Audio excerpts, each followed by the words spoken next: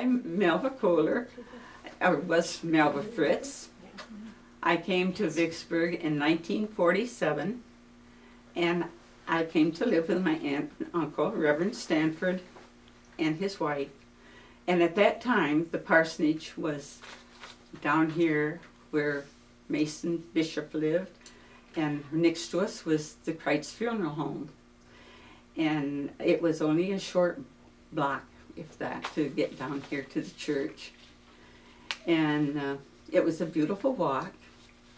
And Vicksburg had changed a lot now, because at that time there was a lot of other stores here on the other side of where the the town park is on the corner.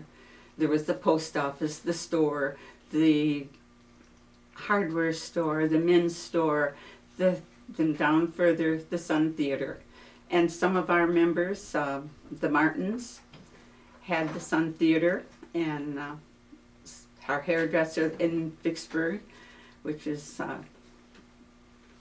Gilding. Margot, is it Margot? Mm-hmm. Yeah, Gilding. And I also worked at the theater with her and with both of the Martins' children. Janet and Bruce were there, and in the upstairs there was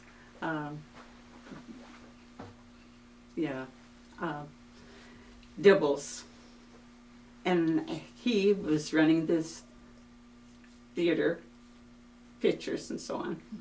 But they asked me, by the time I was in high school, they had asked me would I like to work for them. And of course I was tickled to earn some money. My other money had always been just babysitting, house cleaning for exchange of piano lessons and things like that. So when I got ready to go into higher education, I wanted to become a nurse. And it was the church here that gave me a scholarship. It was through the church, actually. And it was at Bronson Methodist Hospital. And so my whole life, both living in a pastor's home, going to church here, going through the Methodist Hospital, I have been tied tightly with the Methodist congregation. And my husband and I were both here, of course. We were married here back in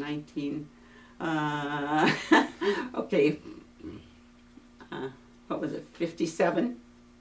It was 1957. I have to stop and think. And then in 1958, we were married, and our first daughter, Janet, was born. And then in 1960, we moved back here to Vicksburg after my husband had finished his college at Ferris Institute up in Big Rapids. And we've lived here ever since. So everything that everybody else knows, the building of the churches, the changes in the building, the education unit here was always a dream of Grandpa Stanford's, and he started the idea. He had one of the oldest people of the church, I have a picture of them at home somewhere, digging the first spade of dirt that was turned for this education building. And that was changed, of course, later, and the middle section of the classrooms and all that was added on, and we did the painting on the church, and they changed the front from having just a curtain in background. That we had the painting that is up there and all this, and so, and then of course there's been 3 other changes. It's altogether it's about 3 or 4 changes that we've done, and we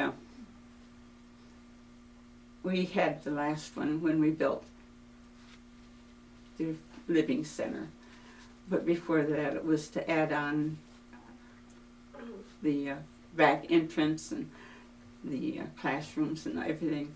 It's been years of changing, and it's always been good. It's it's been good. Life's been good.